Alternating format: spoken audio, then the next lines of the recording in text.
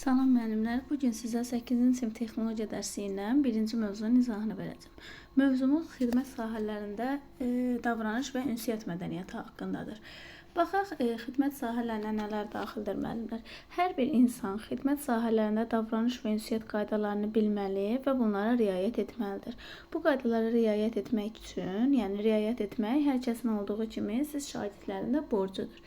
Bəs xidmət sahələrinə nələr daxildir? Yəni xidmət sahələri hansılardır?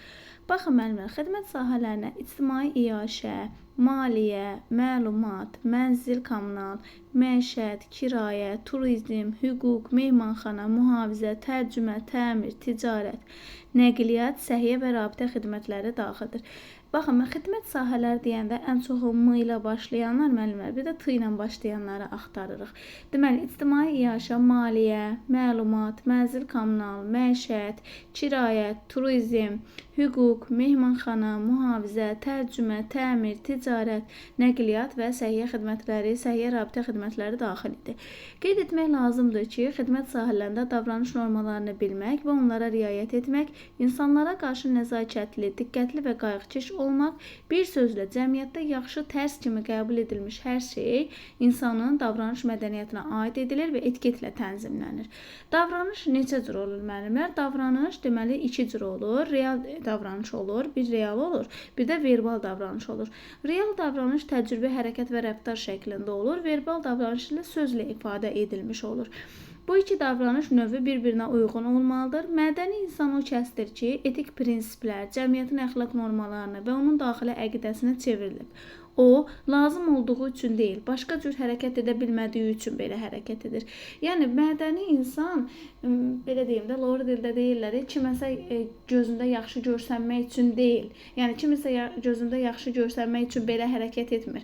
Mədəni insanın daxilindən gəlir o hərəkət, yəni özü üçündür də, yəni özü necədirsə elə hərəkət edir. Mədəni insan o kəsə deyirlər. Deməli, müəllimlər, sonra davranış mədəniyyəti normalarına nələr aiddir? Baxın, davranış mədəniyyəti normalarına nəzakət, ədiblilik, mərifətlik, zəriflik, təvəzzökarlıq, daha sonra var sadəlik və dürüstlük. Baxın, burada sadəlik, bir də sadəlik və dürüstlük də daxildir. Baxaq görək, indi bunların cəmi nə deməkdir? Yəni, ümumiyyətlə, hər biri ayrı-ayrılıqda nə deməkdir, nə mənanı kəsb edir? Baxın, nəzakətlilik, ətrafdakı insanlarla qarşılıqlı münasibətdə mədəni və nəcib. Baxın, müəllimlər, nəzakətlilik nəcib. Açar sözümüz nəcib davranışdır. Ətrafdakı insanlarla qarşılıqlı münasibətdə mədəni və nəcib davranış. Sonra gəldik ədəblilik. İstənilən vəziyyətdə hamı tərəfindən qəbul edilmiş dəyərlər çərçivəsində özünü aparmaqdır. Baxın, müəllimlər, ədəb sözünü tərsinə çevirəndə, yəni əd sözünü tərsinə çevirəndə başlığında da ədəb dəyər. Bunu da belə yadımızda saxlayırıq. Ədəblilik, dəyərlər çərçivəsində özünü aparmaq deməkdir. Sonra gəldik mərifətlik. Mərifətlikdə danışıq zamanı şəxsi və işgüzar münasibətlərdə gözlənilməsi lazım olan ölçü hissi, yəni sərhədi hiss etmə bacarığıdır ki, yəni bu sərhədi hiss etmə bacarığı olmayanda, bu olmadıqda sözlər və hərəkətlər münaqişəyə səbəb ola bilər. Mərifət həm də digər insanın reaksiyasını olduğu kimi anlamağa imkan verən daxili bir duyma qabiliyyətidir. Açar sözümüz sərhədi hiss etmə bacarığı və daxili duyma qabiliyyətidir. Zəriflik, insanların fərdi xüsusiyyətlərini aşkarlamaq, zəriflik, fərdi xüsusiyyət. Aşkarlamaq və nəzərə alma bacarığıdır zəriflik. Bir də var müəllimlər, təvəzzökarlıq. Baxın, zəriflikdə fərdi xüsusiyyətdir. Təvəzzökarlıqlarda isə öz fərdi, baxın, təvəzzökar sözündə təvəzzökarda öz fərdi və müsbət keyfiyyətlərini qoruyub saxlama bacarığıdır. Özünə xas olmayan xüsusiyyətlər sərgiləməmək, öz üstünlüyü, müsbət cəhətləri ilə lovğalıq və ədəbazlıq etməmək. Sonra sadəlilik və dürüstlük. Sadəlik sosial pillədə kimin yuxarıda, kimin aşağıda yerləşməsini büruzə verməməkdir. Yəni sadəlikdir də, bu sadədir. Hər kəsə eyni səviyyədə baxmaqda, belə deyim. Dürüstlük isə doğru danışmaq, verdiyi sözü yerinə yetirmə bacarığıdır. Bu xüsusiyyət insanın nəinki düzgünlüyünü, həm də etibarlılığını təsdiq edir. Sonra müəllimlər, baxaq burada insanda davranış mədəniyyəti. İnsanda davranış mədəniyyəti yuxarıda sadalanan norma və hallarda kompleks surətdə formalaşır. Yəni bütün bu deməli Normalar insanda kompleks şəkildə, yəni hər bir insanda təvəzzökar da ola bilər, sadə də, dürüst də, zərif də, mərifətli də, yəni ədəbli və nəzakətli. Bunların hər biri insanda kompleks şəkildə deməli formalaşır. Təsadüfi deyil ki, davranış mədəniyyəti normaları siyasında ilk pillədə, yəni birinci pillədə nə durur müəllimlər? Nəzakətlilik durur. Nəzakətlilik ünsiyyətin əsas şərtidir. Bir daha baxırıq, nəzakətlilik nə demək idi? Ətrafdakı insanlarla qarşılıqlı münasibətdə mədəni və nəcib davranış adlanırdı. Müəllimlər nə? Nəzakətlilik.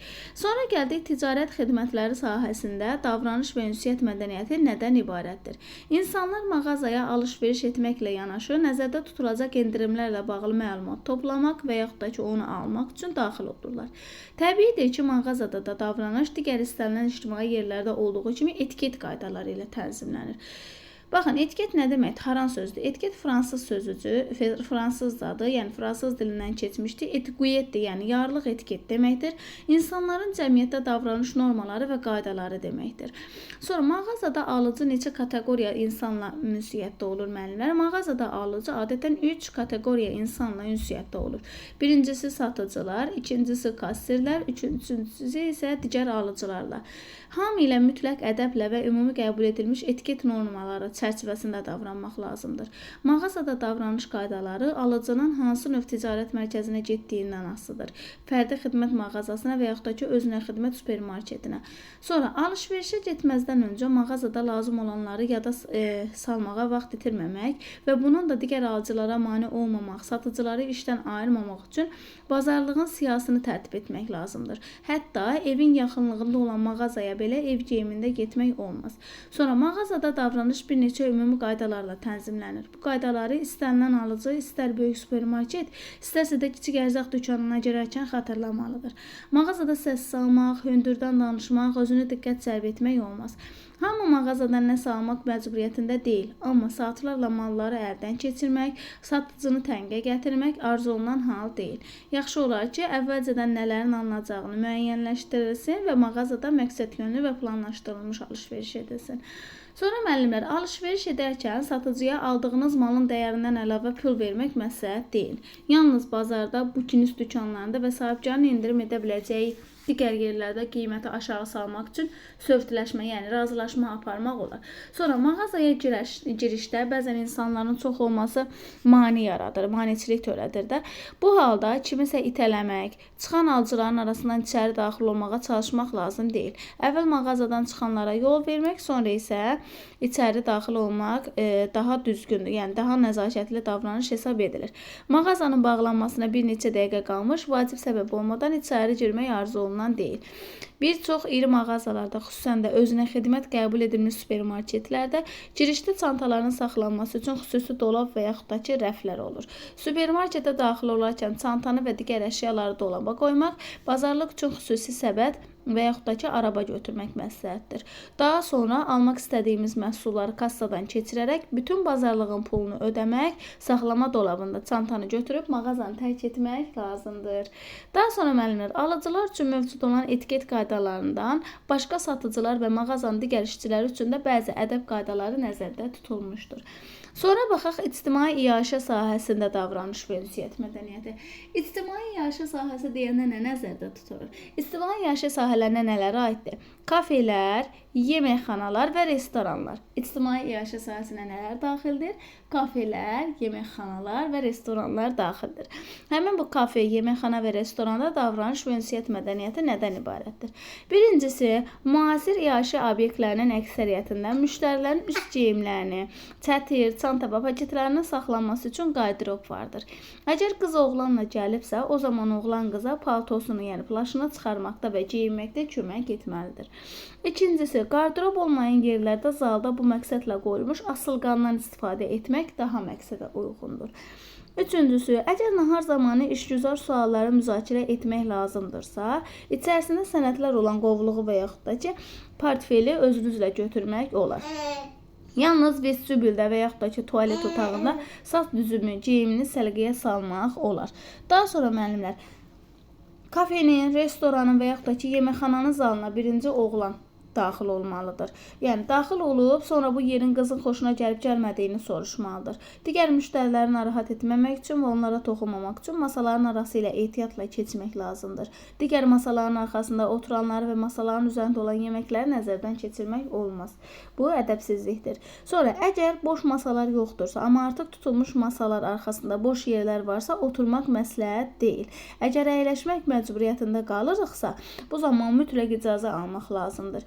Əgər sizə icazə, yəni icazə aldığımız şəxs icazə verərsə, təşəkkür etmək və sonra əyləşmək lazımdır.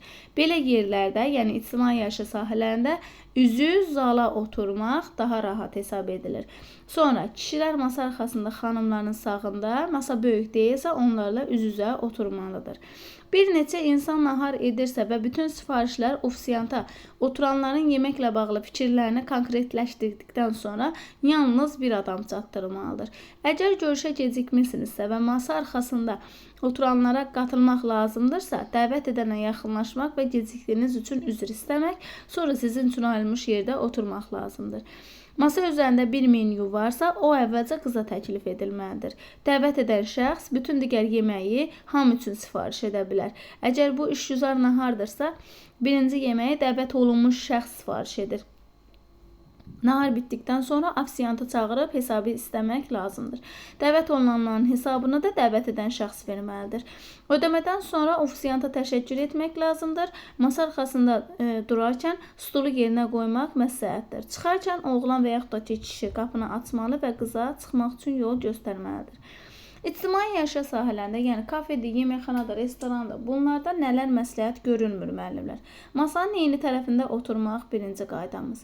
Yeməkləri üfürmək və onları iyləmək ikinci qaydamız. Masa arxasında saç daramaq üçüncü qaydamız.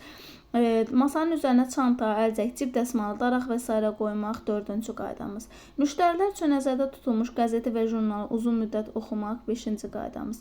Digərlərinin hərəkətlərini izləmək isə altıncı qaydamız. Yəni bu 6 qayda yəni ictimai yaşayış sahələrində məsləhət görülmür. Belə müəllimlər, bu mövzumuz bu qədər. Hər birinizə uğurlar.